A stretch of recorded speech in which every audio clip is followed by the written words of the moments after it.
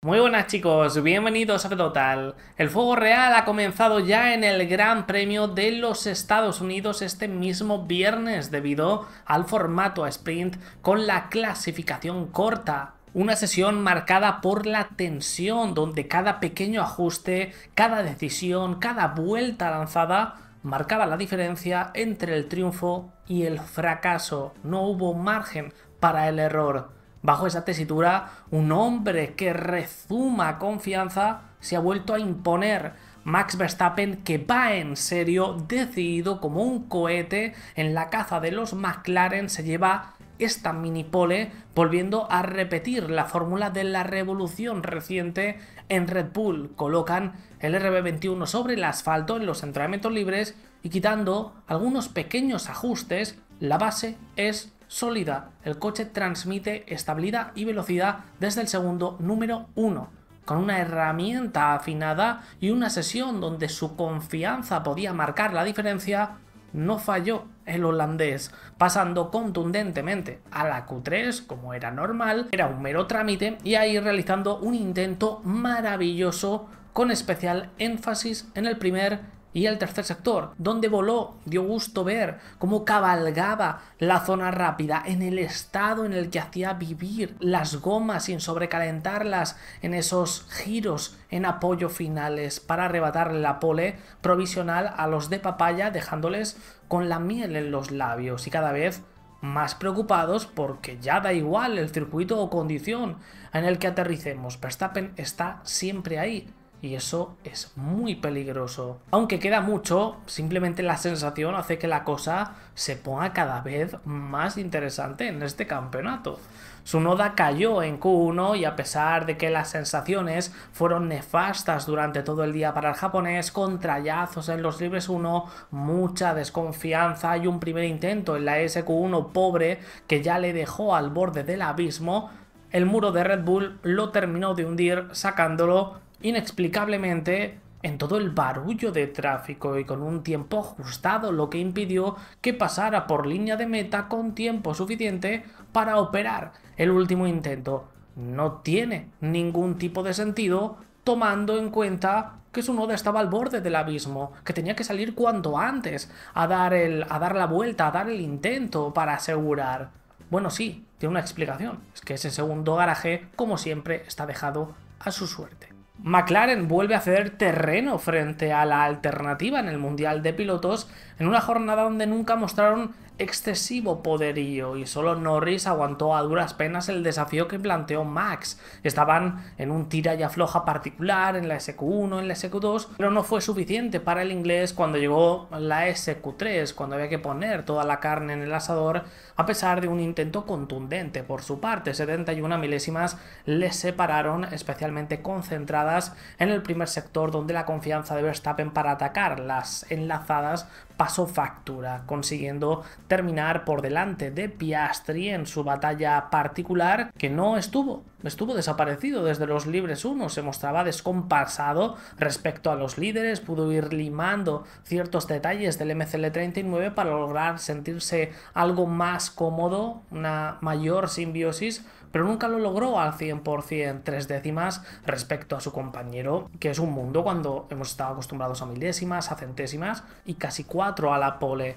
En estos últimos grandes premios estamos viendo la versión más gris de Oscar, más similar a 2024, comparado con la excelencia mostrada sin fisuras hasta hace bien poquito, pero es que llegamos a los momentos de máxima tensión, de máxima presión, y eso obviamente se tiene que notar. Mañana tendrá que sacarse algo de la chistera, atacar con fuerza en la primera curva como le hizo su compañero en Singapur, porque si no la diferencia de ritmo es demasiado grande y tocará aprender para optimizar su máquina de cara a la clasificación y carrera entre comillas reales para estar más cerca del liderato y poder presionar. Vamos con el hombre del día. Desde su primer podio parecía algo desconectado, pero era cuestión de tiempo que volviéramos a ver de nuevo su calidad en acción. Hülkenberg está de vuelta con una jornada mágica. No se quedó conforme con saborear un podio, quiere más, quiere saborear el mini podio de la sprint aquí, y con solo un poquito de lío lo podría tener. sale cuarto. El C45, como esperábamos, iba a cobrar vida de nuevo en un circuito tradicional y con calor como este, pero la confianza con la que hemos visto al alemán desde los Libres 1, donde escaló al segundo puesto, y la regularidad del C45 no ha tenido ningún sentido, especialmente apoyado en la gestión del sobrecalentamiento de las gomas, que hoy fue clave, y ellos lo sobrellevaron sin contratiempos. Tercero en el primer sector, donde se comió la zona rápida, sexto en el segundo sector, que es donde más, entre comillas, sufrían, y cuarto en el tercer sector. Eran consistentemente veloces. Espectacular el trabajo de adaptación de Sauber, lo clavaron asentando el monoplaza a las características del Kota. Operativamente estuvieron acertadísimos con el alemán, jugándosela a una y esperando al final de los cortes para arañar el mejor estado posible del asfalto, esas milésimas, esas centésimas, y Nico por aprovecharlo, ejecutándolo a tiralíneas, sacando galones. Todo estuvo en un punto óptimo, provocando una actuación simplemente memorable. Lamentablemente no puede venir la alegría completa en el otro lado del garaje, no aprovechando todo el potencial. Bortoleto terminó último y sin tiempo. Su primer intento fue eliminado al verse sorprendido por una ráfaga de viento y salirse fuera del asfalto. Sauber la pifió a posteriori operativamente, como con su noda Red Bull, sacándolo a su vuelta de preparación en todo el barullo de tráfico, cuando no quedaba tiempo cruzando la línea de meta para empezar su vuelta lanzada con la bandera a cuadros. Se creían todos que estaban solos contra el crono de verdad, sentenciándolo definitivamente. Mercedes se ve afectada por el calor, ese sobrecalentamiento de los Pirelli, esa limitación de este trazado en el tren delantero, mostrando potencial pero una gran irregularidad. Para rematar, operativamente estuvieron desacertados y sus pilotos recién renovados cometieron errores. Russell acabó quinto a 7 décimas de la pole y colándose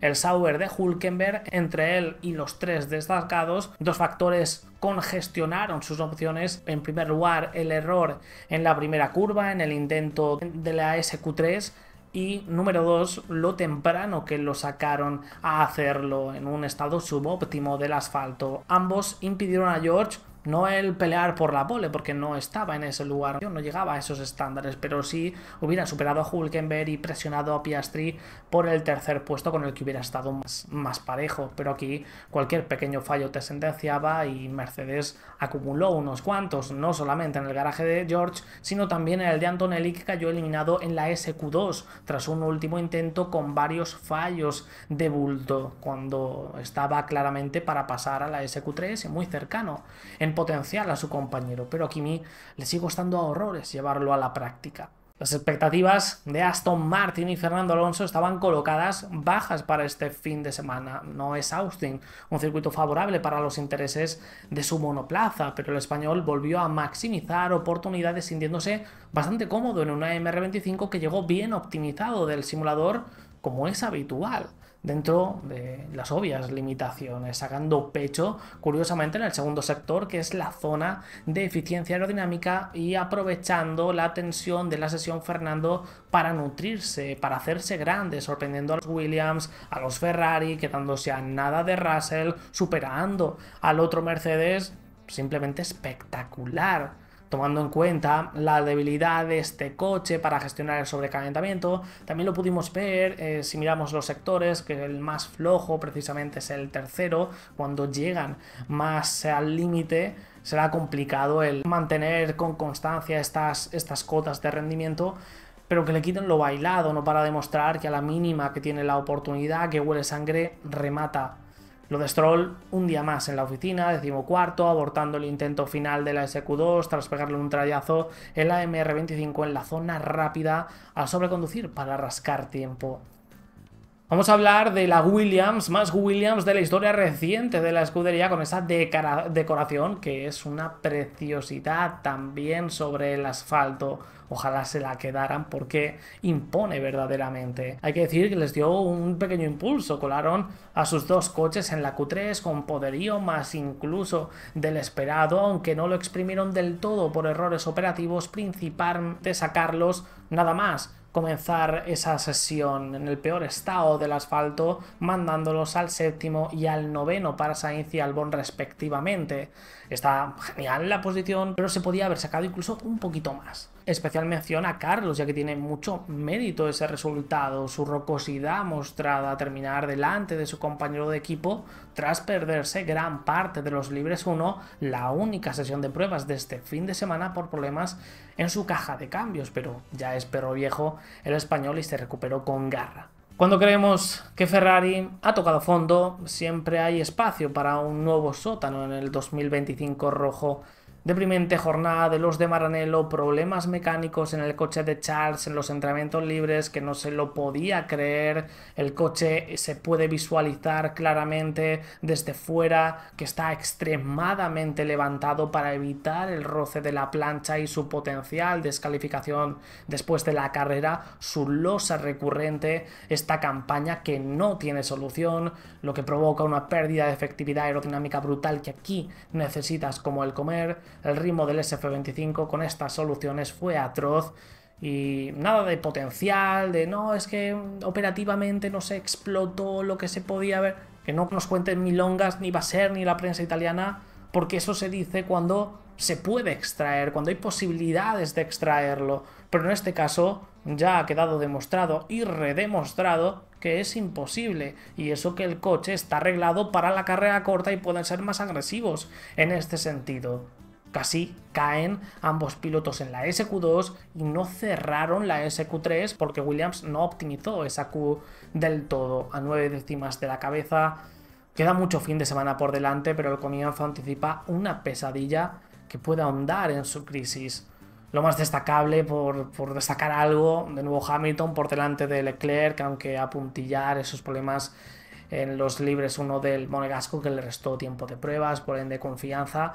Parece que el inglés va encontrando su lugar, aunque poco consuelo es viendo el estado del equipo. Racing Bulls apuntaba a la lucha por liderar la zona media como esperábamos, pero se ve interrumpida por errores de conducción que les condenan en la SQ2. Se la jugaron todo a un intento para maximizar el estado del asfalto y de las gomas, del único juego de gomas medias que tienes disponible, pero Hadjar y Lawson protagonizaron dos erráticos intentos en el neozelandés, con una salida de pista incluida al despistarse con Leclerc, que le dejaron último de esa sesión, partiendo 12º Isaac y 15º el neozelandés. Terrible lo de Alpine, las cámaras on board de Gasly y Colapinto daban miedo, cómo le costaba entrar a la 525 en la zona rápida, lo al filo de la navaja que iban y el sobrecalentamiento de las gomas en la zona de apoyo del segundo y tercer sector. Era una locura, deslizando por todas partes, denotando que los Pirelli estaban chuchurridos. Franco tuvo más problemas para gestionarlos, cayendo en la Q1 tras deslizar en la zona lenta del tercer sector en su intento decisivo, obligando a contravolantear y perdiendo tiempo en el intento. Y Gasly, a pesar de una última probatura también inestable, muestra de la dificultad a la que se enfrentaron ambos. Con errores en el segundo sector consiguió el pase y arañar un par de posiciones más con una actuación notable del francés, que necesitaba tras varios grandes premios oscuros. Parece que los experimentos de Singapur de algo sirvieron. Igualmente mañana en la carrera van a sufrir de lo lindo, condenados a los últimos lugares, al menos a una vuelta pueden luchar. Lo malo es que incluso ahí no solo lo hacen con el resto, también con su propio coche. Y terminamos con Haas, nuevo paquete aerodinámico, pontones y suelo. Solo lo lleva Ocon haciendo pruebas comparativas, el piloto más experimentado para aportar feedback, tanto en la jornada de viernes como en la carrera al sprint, y ya decidir si lo llevan los dos, si es que funciona adecuadamente de cara a la clasificación y la carrera, entre comillas, real. Pero de poco sirvió por su día calamitoso. Problemas de frenos en los libres para el francés, que condicionó su clasificación sprint, y operativamente nefastos, metiendo a sus dos coches en el tráfico, que no pasó la línea de meta a tiempo para completar el último intento. Esteban ni tenía uno potable, Oli el suyo con la mejora de pista era insuficiente, condenándoles en la misma Q1 cuando podían haber pasado fácilmente. papelón en casa de los estadounidenses en este primer día. Tocará experimentar con esos nuevos elementos y tratar de aprovechar los refuerzos, y así en clasificación veremos si en ambos coches y con qué efectividad, porque hoy no hemos podido ver mucho de ello. Dejadme en los comentarios qué opináis, suscribíos, dejad vuestro like y nos vemos en el próximo vídeo, chicos. Hasta luego.